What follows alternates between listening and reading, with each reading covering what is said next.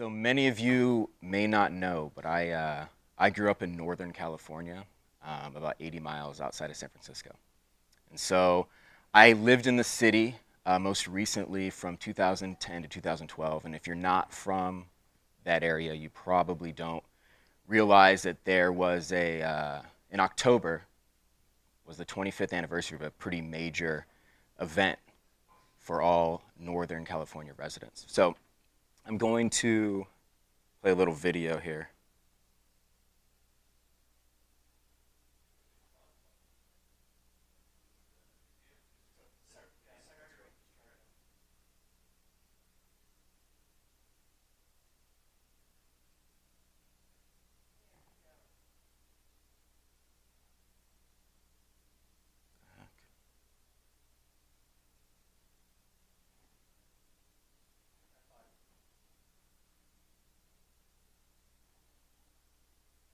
Thanks.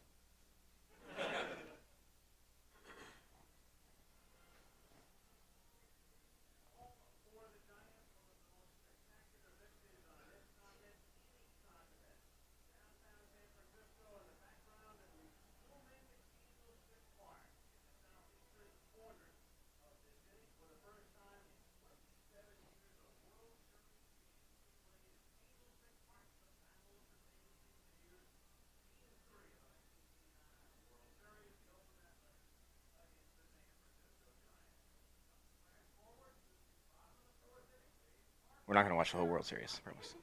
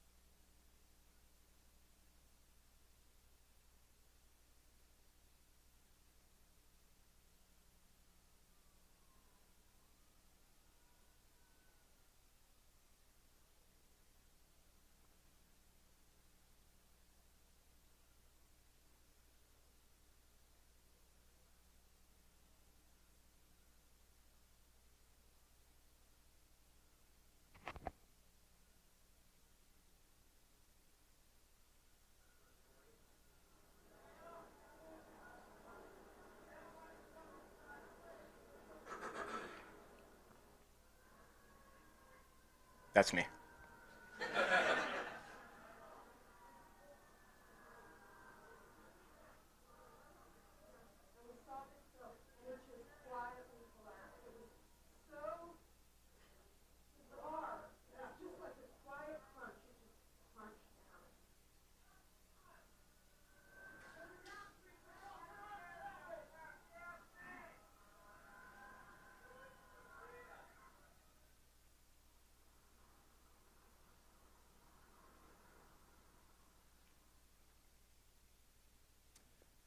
So the last part of that video is of the marina.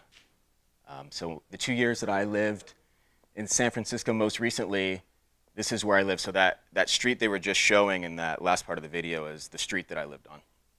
And I have a slight obsession with the earthquake in 1989. If you live in Northern California, it was a very big deal. So I couldn't really decide on what I wanted to talk about. So I decided that the Marina District is my favorite neighborhood. It's the best place I've ever lived. And it has a weird tie-in to both the major earthquakes that have happened in the city. So the Marina District, for people with high incomes and short memories. What's funny is that everybody in San Francisco is aware of earthquakes. They talk about them a lot, but that doesn't keep them from repeating the same things over and over and over again, which generally turn into disaster. So I'm going to give you a little bit of history on the marina, why it's important when talking about the earthquake, and go from there. So what I wanted to do first is, I don't want to keep anybody. San Francisco is my favorite city in the world, and if you haven't been there, you have to go. And when you're in San Francisco, it's not like the normal, if you go to the East Coast, there's a lot of landmarks that you have to go to. When you're in San Francisco, the best thing to do is not the normal touristy things, and go to each one of the neighborhoods and kind of do what the people who live there do. So I don't want to scare you from going to the marina, but you should really use this if you want to. I can email that to you to help you decide if and when you should go. Everybody have time to look at that?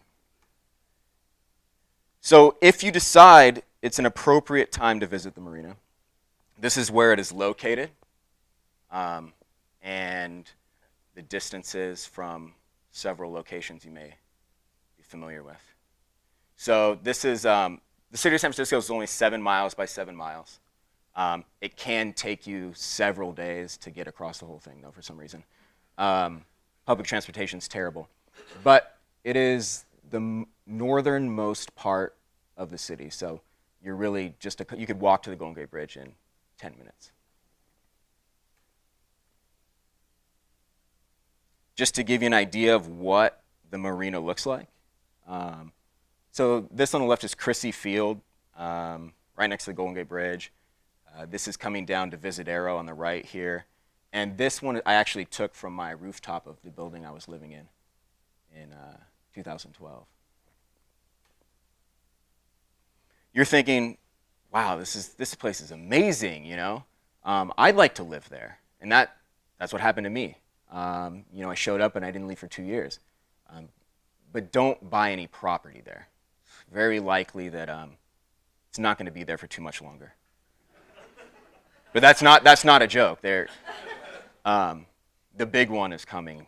We don't know when it's going to come, but it'll be not good. So what I want to do is kind of tell you the story of the marina, but to really do that, we got to go back to the year 1906. So hop in our time machine here.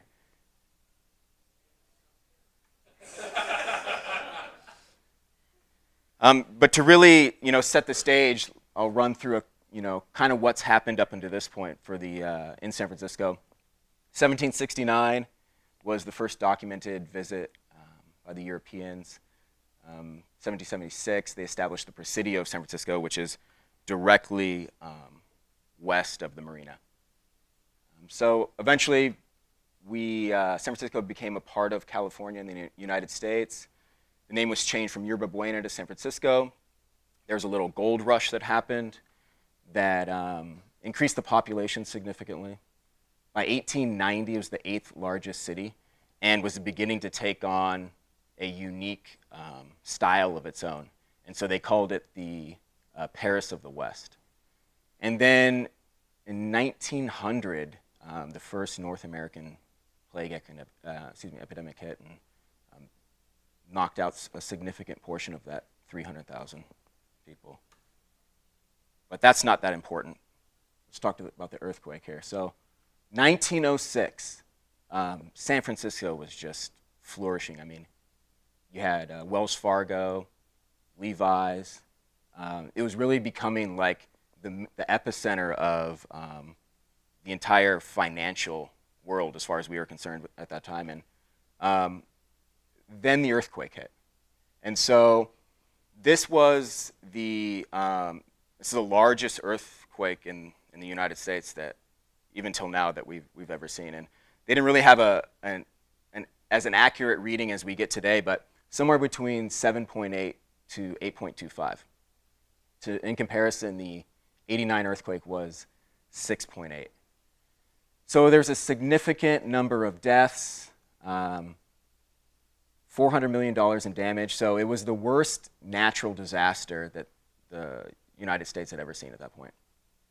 So these are some pictures of the aftermath. And I actually was able to get a video. So on the left-hand side is literally 4 days before the earthquake. So this is going down Market Street. If you've been to San Francisco, it still looks like that. I mean, it's paved, more homeless people, but and then on the right there, I'm gonna play that one more time, just so you can see. On the right is a few days after the earthquake. So it was pretty bad. The fires were the worst. So most of the damage, most of the deaths were caused by the fires that they experienced for the next few weeks. So now San Francisco's basically just been leveled. There's nothing left. And they got to decide, okay, what are we going to do? Are we going to rebuild? Are we just going to leave? And if you know anything about San Francisco, you know, people really love where they live, and it's really important to them. So, you know, they said, okay, we got to do something. We got to show the rest of the world that San Francisco is going to rebuild. We're going to come back stronger than ever. And they're deciding, you know, how are we going to do this? And so they had this bright idea to have a fair to celebrate the completion of the Panama Canal. So that's really what the fair, it's how they marketed this fair. But essentially it was just to show everybody that, hey, San Francisco's not going away, we're going to rebuild, we're going to be better than ever. And they're like, well, you know, how in the hell are we going to get this place into shape? So essentially what they did is they just took all the shit from the earthquake and threw it into what would eventually become the marina. And that accomplished two things. It got all the junk out of the city, but it set up, well, we're going to go to 1915. So 9 years later, San Francisco was rebuilt. And this is the marina. So the Panama Pacific International Exposition. I still don't really know what was going on there or what they were doing. It was pretty crazy. There was they built a telephone line all the way to New York, so people for the first time could call across the country. So they built this entire city for the fair, and what they did is this will give you an idea of what happened to the marina. So before the earthquake in the early 19th century, it was essentially marshland. Wasn't inhabited. There's really not much you could do there. But mid to late 19th century, they built a sand wall. Not very many people. Poor people moved in there. There were some industrial plants. You were able to get ships in and out. At that point, it really wasn't that useful. Then the earthquake hit, and it leveled it, the whole thing. So they took all of that. They dredged up the sand and the mud from the bay. And on top of that, they threw out all the rubble from the earthquake and decided that was where they're going to have the fair, which is pretty good idea. I mean, you had this uninhabited land, you had to put the junk somewhere, and you built a foundation that was sturdy enough that for a few weeks you could have hundreds of thousands of people, some temporary structures. And apparently, it was very successful. They really showed the world that, San Francisco was here to stay. And of course, after the exposition, they took down all the temporary buildings and put it back how it was. That's not what they did. If you know anything about San Francisco, people are always looking for money-making opportunities. So really, these developers, they decided it'd be a fantastic idea to capitalize on this new ocean bayfront property and essentially just built permanent residential structures on the land. So I don't really know what the whole process of getting that approved was, but it happened. Then they built the Golden Gate Bridge, so you knew it wasn't going anywhere. So now we have this beautiful, piece of land where all the wealthy people are moving from the the middle of the city out into the marina, and it was great. You know, between 1930 until 1989, nothing really significant happened in San Francisco. So I'll just skip to 1989. And then, October 17th, 1989, the big one hit. And it was lasted 15 seconds. It was 6.9. So some of the things that you saw in that video were obviously the Bay Bridge. So the Bay Bridge is a double-decker bridge. The top of the Bay Bridge in one section collapsed. There was actually a chick and her brother who were driving into the city and saw that they couldn't get into the city on the Bay Bridge. So they turned around on the top level of the Bay Bridge and tried to get back out of the city. They hadn't seen the news and didn't realize that that section of the bridge was out. And so she died. It was not pretty. There's a video on that. I was going to show that video, but it was, I mean, it was her own fault. She was going the wrong direction. But most of the damage, though, was done on the other bridge that you saw, which is the Cypress Freeway. So that is also a double-decker bridge, and 42 people died when the top part of the bridge collapsed on the bottom part. What also happened is that the marina had faced something called, and I still don't say it right, liquefaction. Is anybody familiar with what liquefaction is? Let me tell you.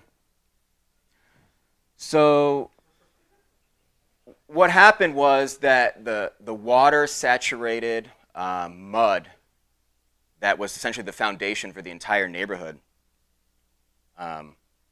just fell apart. I mean, it's almost like a big hole opened up and everything just fell inside it. So you can see right here that the seismograph readings, those are 1,100 feet away from each other, one on bedrock and one on the fake foundation that they built the marina on. So the shaking was pretty significant in that neighborhood.